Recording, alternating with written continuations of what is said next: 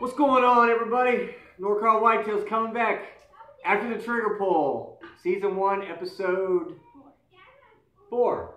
Today I got my brother here with me and my niece. We're going to talk about a hunt that happened last year in 2018, not 2019 season, but it was the first week of gun season. I was hunting on one side of the farm with little baby doll right here, and my brother and his daughter on the other side of the farm. And we heard some shooting, to say the least. Anyways, we had another episode before. We were talking about not being meat hunters here, or not being trophy hunters here, but being meat hunters, and the trophy is in the eye of the beholder. Let's see that rack you got there, girly. You can see there, potato digging 7 points was shot that year. We were shooting pretty much bucks only. My brother shot this deer. You can see he's got this unique little potato digger on him. And then he shot a button head right behind it. Anyways, I'll tell you how the hunt unfolded. So anyways, there we were, me and baby doll, and we hear the shooting start in about the last 20 minutes of light. Why don't you jump on in here and tell me what happened? I'll start off. This year was a hurricane hit my house. Set a tree through it, so didn't really get to do much hunting beforehand. Me and Clarice were sitting out there. And we were like, we're going to put down something tonight in that field. A bunch of does come piling out in the field. And she was actually asleep. Woke her up. Well, tell me before that. You were asleep. So, yeah, before that, some Tennessee walkers come running past us. It wasn't just Tennessee. And then, it was a pain. Then, okay, Clarice. So then we were sitting out there, a bunch of does come running out. And I'm telling Clarissa, no, she wants me to shoot one. I'm like, no, wait, watch. Now I see the lead doe, big one. She was looking back behind her, and wasn't a minute later that 7-pointer come out. It looked bigger from far away. And I sighted in on, and I shot.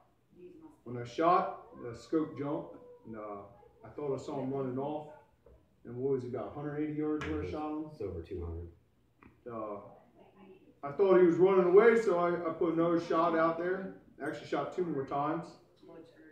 And I didn't even go over. We went back to the house because we like to go on the blood trail together. And we get back out there, and we walk along the edge of the tree line, and we see solid blood going right in the woods. It took us 2 minutes to find a deer. And, we get up there on this deer. It was a little button buck. And I was like, Ronnie, I didn't shoot that, man.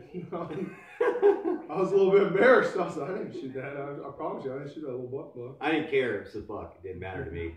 I mean, it was tasty eating, but It was rocket.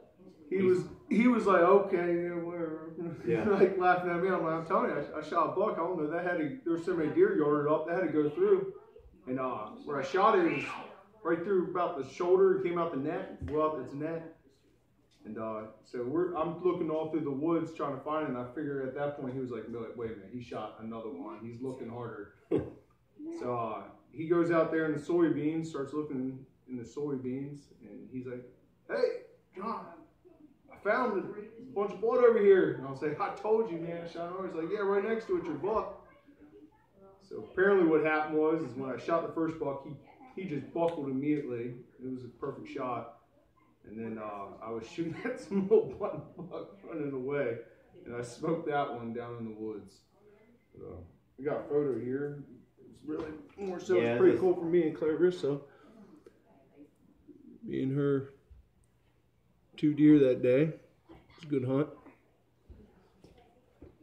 So that was his ability to shoot. Like, I never doubted him. And since we've been like running around together and hunting together, he's predominantly a meat hunter, and I trusted him. Like, I've watched him when he shot his first deer up there. Like, the first time we went hunting up there with me, I watched him shoot a deer from about 200 yards and just rolled it. I think he had 30 out of 60, didn't he? Yeah. And so when he told me that he knew he shot at a buck, of course I believed him. And when I walked back out to the field. He kind of told me where he thought the deer was standing. It's every bit of 200 yards. It's like 212 yards exactly from the deck stand to the tree line.